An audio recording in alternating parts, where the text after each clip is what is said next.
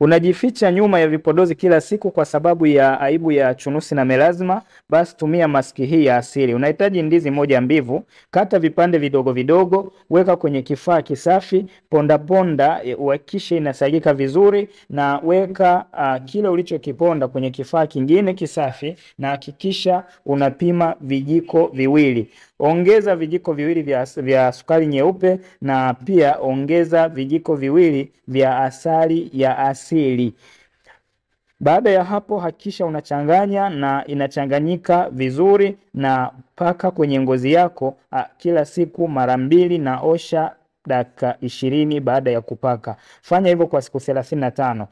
Kama unahitaji kuondokana na changamoto hii kwa njia ya asili, tayari tumeanzisha grupu na tumefungua mafunzo ya kutibu melasma na chunusi kwa njia ya asili. Ni darasa linalotolewa bure kwa siku 10, ambapo utajifunza tiba na maski za asili za kuondoa matatizo ya melasma na chunusi kwenye ngozi yako. Darasa letu linatolewa bure. Ili kujiunga kwenye darasa hili la siku 10, komenti neno ngozi sasa hivi kabla nafasi hazijaisha.